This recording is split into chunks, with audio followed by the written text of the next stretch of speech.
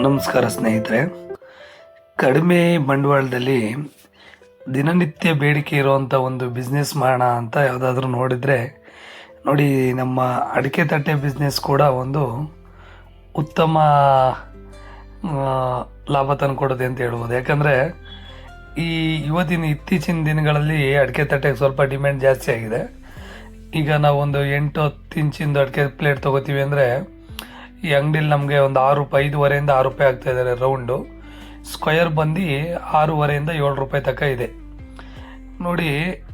ಇದನ್ನು ನಾವೇ ನಮ್ಮ ಈ ಒಂದು ಚಿಕ್ಕದಾಗಿ ನಾವೇ ಈ ಹಳ್ಳಿ ಕಡೆ ಈ ಒಂದು ಸಾವಿರಾರು ಅಡಿಕೆ ಗಿಡ ಬೆಳೆದಿರೋರು ಅಂತ ಇರ್ತಾರೆ. ಈ ಅಡಿಕೆ ಎಲೆಗಳನ್ನ ನಾವೇನು ಮಾಡ್ತೀವಿ, ಈ 10 ಕಟ್ಬಿಟ್ಟು 1 ರೂಪಾಯಿಗೆ ಒಂದು ತೊಗೊಂಡು ಹೋಗ್ತಾರೆ ಬಂದು ಇಲ್ಲಿ ಸ್ನೇಹಿತರೆ.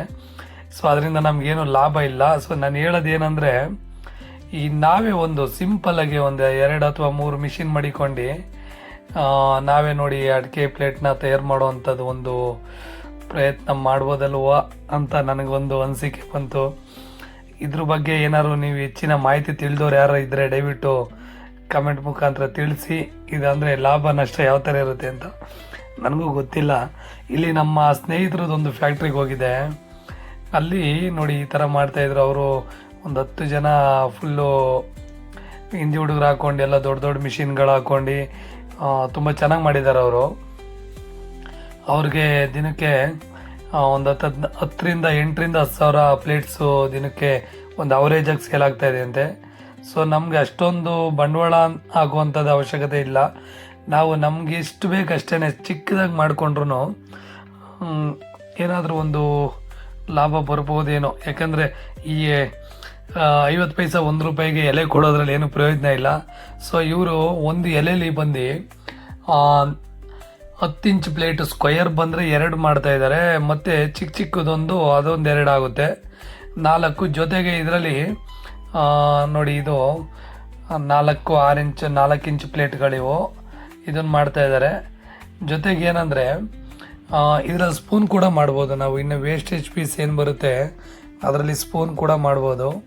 ಈಗ 4 ಇಂಚ್ ಪ್ಲೇಟ್ ಬಂದು ನಮಗೆ ಒಂದು 6.5 7 ರೂಪಾಯಿ ಮಾರ್ಕೆಟ್ ಪ್ರೈಸ್ ಇದೆ. ಸೊ ನಮಗೆ ಡೀಲರ್ ಪ್ರೈಸ್ ನಾವು ಕೊಡ್ತೀವಿ ಅಂದರೆ ಹೋಗ್ಲಿ ಒಂದು 4 ರೂಪಾಯಿ 4 ರೂಪಾಯಿ ಕೊಟ್ರು 2 ಪ್ಲೇಟ್ ಆಗುತ್ತೆ, 9 ರೂಪಾಯಿ ಆಯಿತು.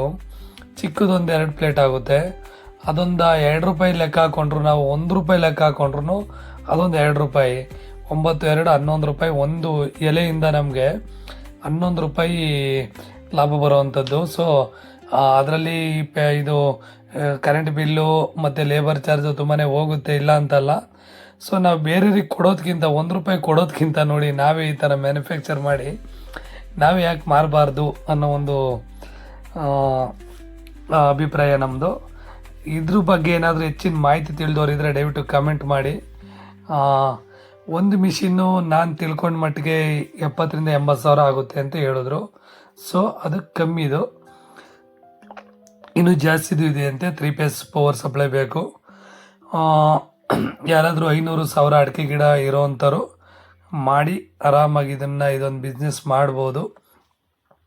ಸೈಡ್ಗಿರಲಿ ಅಂತ ಅಷ್ಟೇ, ಇನ್ನೇನಿಲ್ಲ. ನಿಮ್ಮ ಅಭಿಪ್ರಾಯ ಏನು ಅಂತ ದಯವಿಟ್ಟು ಕಾಮೆಂಟ್ ಬಾಕ್ಸಲ್ಲಿ ಕಾಮೆಂಟ್ ಮಾಡಿ ತಿಳಿಸಿ. ನೆಕ್ಸ್ಟು ಇದೇ ಹೆಚ್ಚಿನ ವೀಡಿಯೋಗಳು ಇದೇ ಬಿಸ್ನೆಸ್ ರಿಲೇಟೆಡ್ ಯಾವುದಾದ್ರು ಇದ್ದರೆ ನಾನು ನಿಮಗೆ ತಿಳಿಸ್ತಾ ಹೋಗ್ತೀನಿ. ನೋಡಿ ಇಷ್ಟಿದೆ ಪ್ಲೇಟ್ಸು, ಇಷ್ಟನ್ನು ಸೇಲ್ ಮಾಡ್ತಾರಂತೆ ಇವರು. ಸೊ ಅದರಿಂದಾಗಿ ನಾವು ಒಂದು ಮಾಡ್ಬೋದಲ್ವಾ ಅನ್ನೋದು ನನ್ನ ಅನಿಸಿಕೆ. ಧನ್ಯವಾದಗಳು ಸ್ನೇಹಿತರೆ, ಶುಭ ದಿನ.